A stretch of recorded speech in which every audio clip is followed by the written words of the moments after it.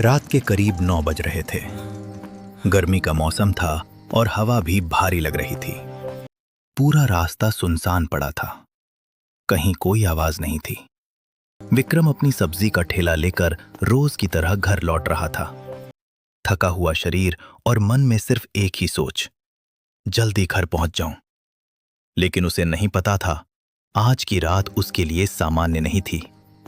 रास्ते में अचानक एक काली बिल्ली तेजी से उसका रास्ता काट देती है। विक्रम एक पल के लिए रुक जाता है।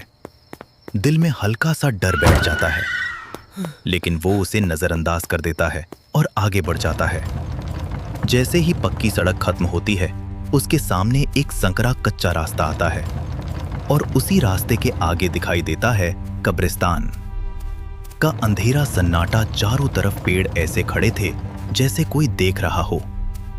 हवा में अजीब सी ठंडक थी, जबकि मौसम गर्म था। विक्रम का मन अब बेचैन होने लगता है। उसका पसीना धीरे धीरे बढ़ने लगता है, लेकिन वो अपने ठेले को खींचता हुआ आगे बढ़ता रहता है। अचानक उसके ठेले का पहिया एक गहरे गड्ढे में फंस जाता है। विक्रम रुक जाता है। वो पूरी ताकत लगाता है। हाथ कांप रहे थे, सांस तेज हो रही थी, लेकिन ठेला 1 इंच भी नहीं हिलता। तभी उसकी नजर सामने कब्रिस्तान की एक पुरानी कब्र पर जाती है और उसी पल मिट्टी हल्की हल्की हिलने लगती है। अचानक मिट्टी फटती है और उसमें से एक हाथ जमीन के अंदर से बाहर निकलता है।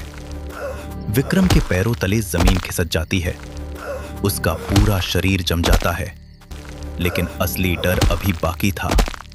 उसी कब्र से धीरे धीरे एक डरावनी आवाज आती है और फिर बाहर निकलती है एक लाल साड़ी वाली चुड़ैल।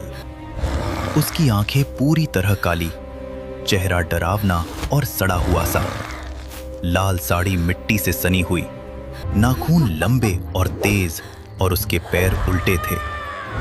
विक्रम की चीख अंदर ही रह जाती है। वो हिल भी नहीं पा रहा था। ठेला वहीं फंसा पड़ा था और उसके चारों तरफ सिर्फ सन्नाटा था। वो चुड़ैल धीरे धीरे उसकी तरफ बढ़ने लगती है। हर कदम पर मिट्टी की आवाज और हवा में एक अजीब सी सिसकारी।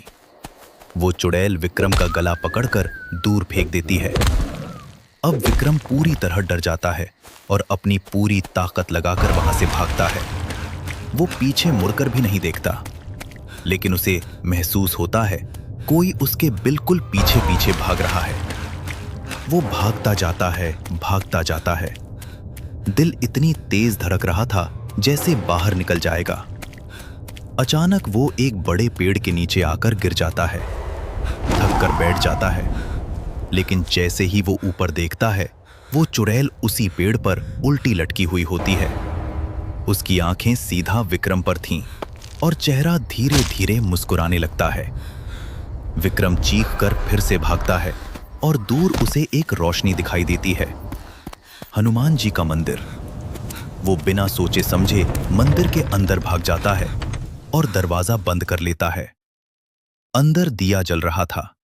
हनुमान जी की मूर्ति सामने थी और पहली बार उसे थोड़ा सुकून मिलता है। पूरी रात वो वहीं बैठा रहता है, डर के साए में।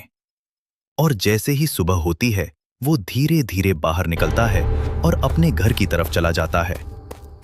लेकिन उस रात के बाद आज भी जब विक्रम उस घटना को याद करता है, तो उसकी रूह कांप जाती है।